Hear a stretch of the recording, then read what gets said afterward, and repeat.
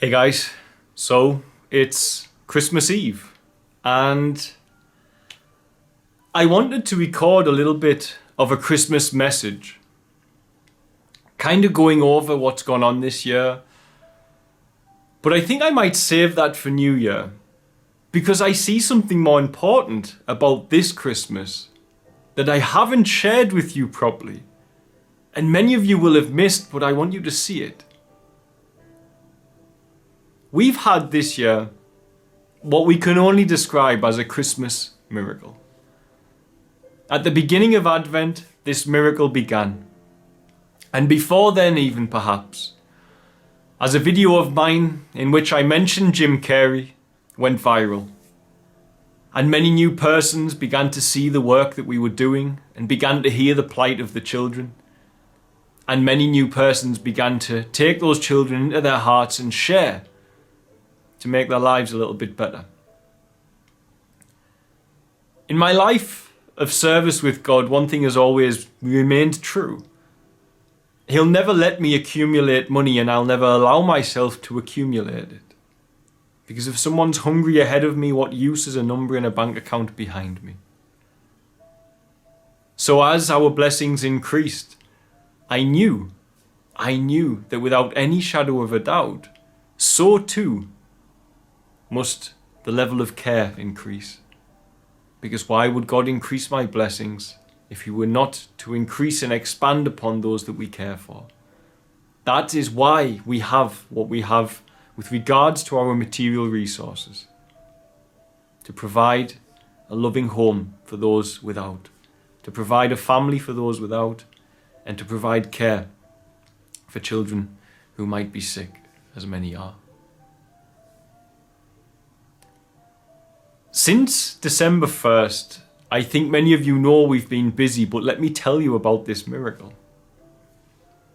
What you have not seen is that in those 24 days that led me to where I am now on Christmas Eve, having just arrived in England yesterday, for only 6 nights because I'm so busy, and I'm here for 6 nights thanks to the love and sharing of some of you guys out there.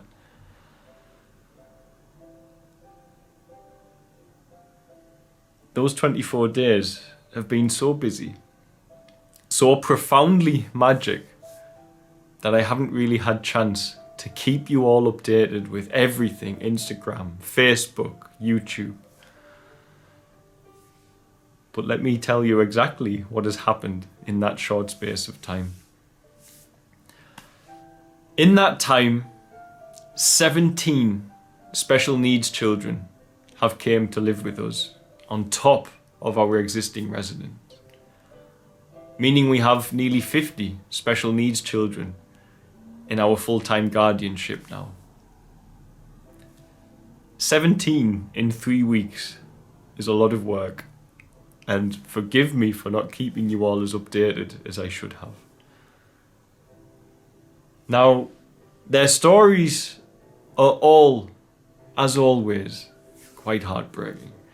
And I could sit here and go through all 17 stories with you, but the video will be a long and perhaps even for some depressing topic. But let me at least take you through a few of our little heroes that have came to stay with us. The most recent for me, who stands out hugely in my heart, is little Elizabeth. And little Elizabeth, unfortunately, has quite severe cerebral palsy, a lot of spasming, and a lot of, it would seem at her young age, mental developmental problems. Her mother is alcoholic and unfortunately drank persistently very heavy, strong spirits throughout the pregnancy. But on top of that, she also was, at the age of 7 months, unfortunate enough to contract polio because her mother was too drunk to take her to the vaccination program that was in the area at the time. The polio left her with brain damage, and it's a repetitive story for those children who miss out on the vaccine. I know a lot of people have a lot of bad things to say about vaccines, and they're not perfect by any measure, and they're not perfect for our health, but where I am, it's the lesser of two evils for many of the children. Elizabeth is now with us, and she, for myself, is one of the profound Christmas miracles, because when I walked into this mud and stick house and I saw this little girl there, and for all her mother was there, her mother didn't care. And there's something that tears you apart when you see these tiny little children, completely helpless, unable to walk, feed themselves, unable to speak, tell you their problems, not even able to fully control their body due to the problems that they've faced with brain damage, etc. And they have nobody in all the world to love them. And it's a strange thing when you walk in and all you're happy to do is to love them. And you know that behind you is a small army of people who you've never met and you might never meet face to face, but also are willing to love those children. And I had this very profound feeling as we carried her up the hill to the car, and the mother signed the paperwork to say that she was no longer in her guardianship, and the government countersigned to agree that we would become the guardian of this child, and she would lose her rights to her unless she came back to us a sober human being. But she does not want that, sadly. She chose the alcohol over that beautiful little girl. That happened not just a few days ago for me, so it's probably a little more fresh in my mind than the others. Out of those 17, none of the stories are any more worthy of speaking about than others, but some stand out. And I think another young lady who really stands out is Grace. And Grace is a very sweet young woman. She's 17 years old, very able, very capable, and very much a girly girl. When she moved into the home, I struggled to find space for her because she needs a room to herself. And when I finally found a way to get her room for herself, she proudly proclaimed to me that she'd like me to paint it pink and cover the wall in flowers. So I had to agree to do that. And she's a massive, massive personality around the place. And the other children who are slightly more able are very much mimicking her and trying to be as self-sufficient as possible without our interaction. And this is a beautiful thing to behold, how the community's coming together like that. Another who stands out for me in a very massive way is baby Isa. And baby Isa's mother abandoned him, and unfortunately he very malnourished when we found him, staying with an elderly grandparent who also has body deformity problems. And I think he just stood out because of the season, because Isa means Jesus, if you don't know that. And he just rung out as a nice little piece of the puzzle of our Advent Christmas miracle that's been happening. Now, another little boy who I was not there for an outreach because I was sick is in himself his own wondrous little miracle. Now, his name is Dowdy, and he has Down syndrome. His Down syndrome, sadly, a misunderstood way of being in Tanzania, shall we say, drove his mother and his father to abandon him. His grandmother, not knowing what to do, took him into her care but neglected him severely. There was no love there. He was a burden to her as far as she could see, I think. And another NGO who saw him at the beginning of the year said he could walk. By the time we found this child, because this other NGO had failed to be able to support him as well as they'd hoped to, by the time we found him on outreach, he could no longer walk because he'd been locked in the room so long, the muscles in his legs had given up and he didn't have any muscle mass there. They were atrophied. He now lives at Feathers Till and is very, very happy.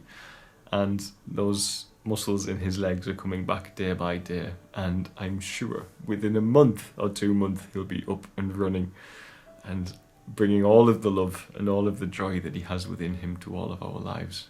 Wherever we are in Feather's Tail is the suspicion I have.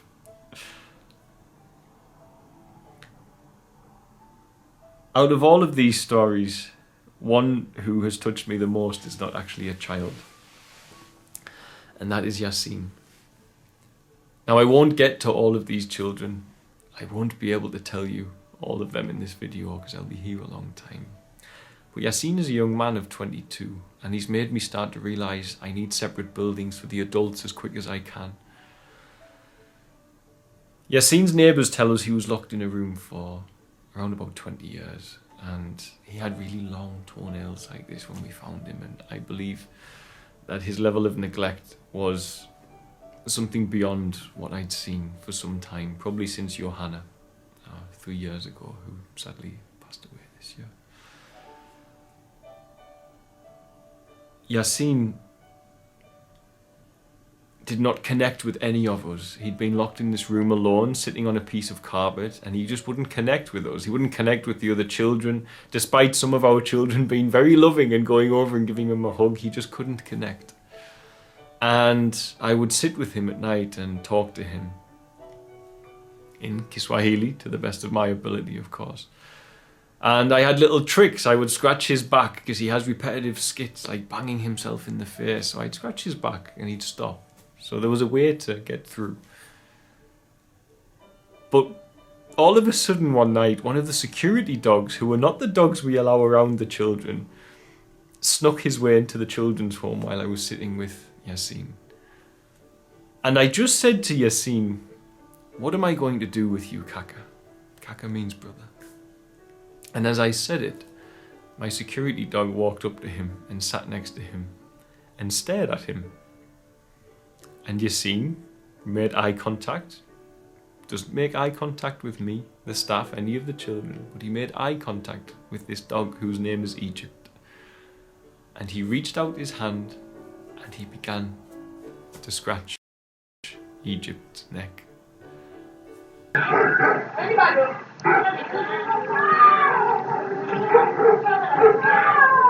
Wow, Yasin, rafiki yangu eh? Wow.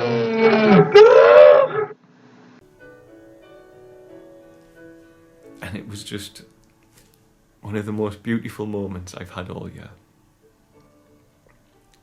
And he yelled with joy as Egypti came over and licked him on the face. So Yasin stood out the most just because this moment was so profoundly beautiful. So profoundly beautiful. But another one of our Advent children. Had we had 24, we'd have had one for every day of Advent, but we had 17.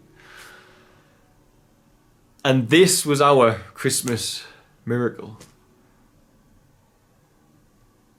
But I'm tricking you a little bit here, because for all I can label it our Christmas miracle, we've had year-round miracles this year. Year-round.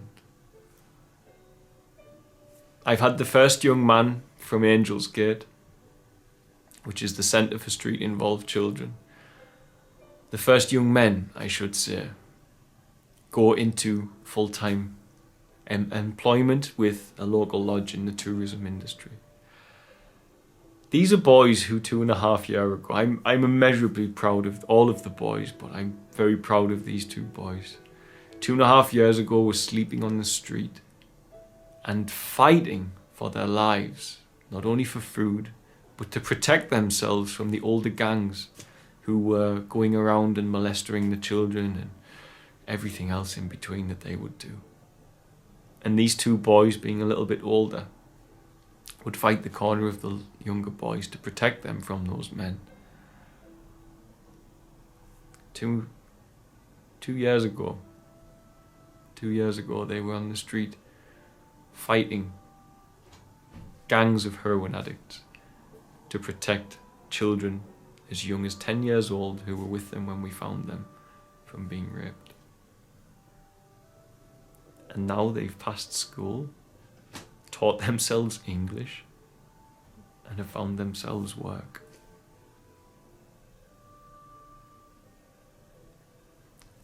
See, I'm lying when I say it's Christmas miracle. The miracles are happening all year round, everywhere we turn. I've had other miracles away from the children as well. This year, we had our Kilimanjaro climb. That climb raised enough money to pretty much exactly cover the food bills for everybody in our care. I don't know what would have happened if Stuart had not reached out and said, I want to arrange that climb for you.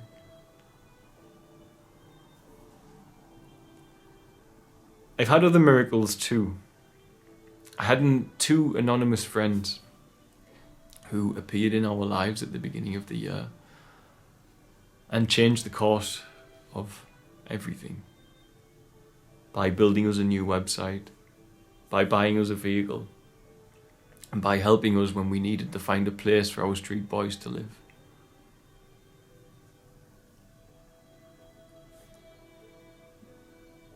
These two men have been a very big blessing this year, and an unexpected one.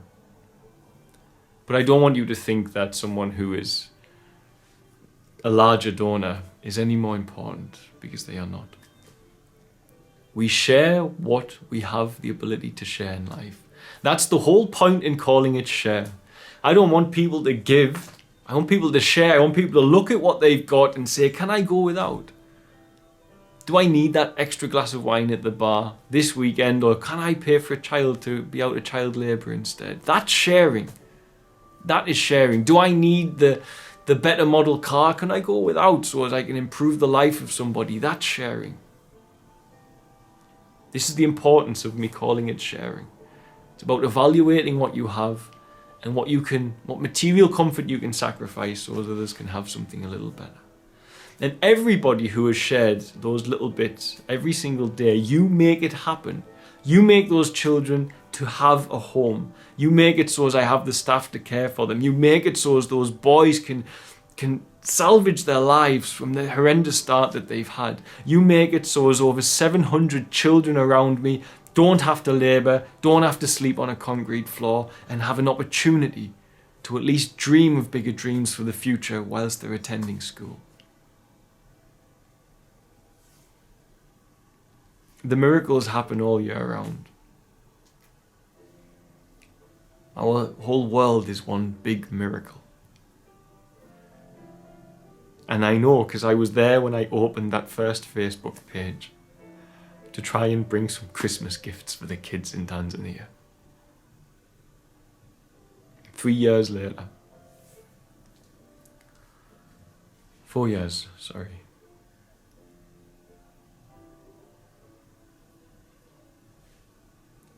That page turned into employment for 76 people, a home for over 100 children, and a future for over 800 up to now. And let me not forget all of the rescue dogs that we have rescued over those years as well.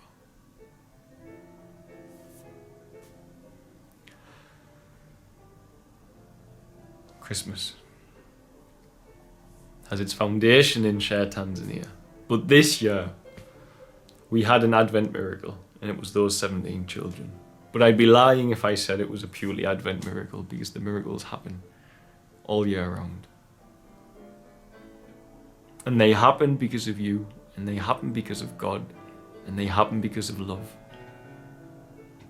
So, for whatever reason you're celebrating Christmas this year, we hope from all of us, and the children included if they were able to understand, I am sure. We wish you a very beautiful and love-filled Christmas. To everyone who shares their support in any form, prayers, donations, well wishes, kind words, they all help. Even if you just write me those kind comments, I read them all, I just can't reply to them all. And they lift us whenever we read them. So it doesn't matter how you're sharing. Even if you're just watching us and hoping for the best for us. Merry Christmas. We love you. We hope you have a beautiful time. When Christmas is over, however, I'm going to need all of your help immeasurably more, because 17 new children brings with it many issues which I haven't dared dared to mention. It seems I'm pushing to try and sort out the Christmas for all the other children that are expecting Christmas from us each year. But I know one thing, that when I pray and my prayers go out, that God hears them and he sends back down angels or angles of light carrying photons, as my science mind would call it. And I know that countless of you, thousands of you out there, are receiving those angels and answering the prayers of myself and the children when you do. And we'll be forever in your debt for that. God bless, guys. Bye.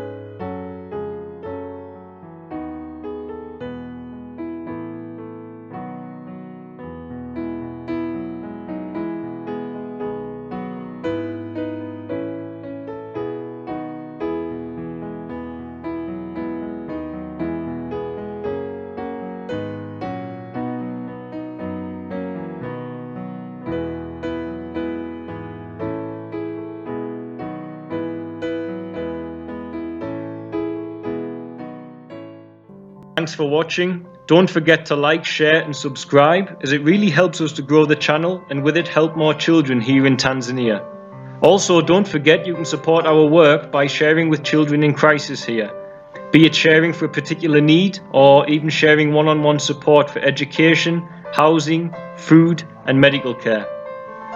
It can be done for as little as the cost of a cup of coffee a week back in the West after all. Just visit www.sharetanzania.co.uk to find out more. Lastly, remember you can also support us via Patreon, www.patreon.com/featherstail, and help keep us here in Tanzania to continue our work. The links for the website and for the Patreon are in the description box of this video. Love and light, guys. See you soon.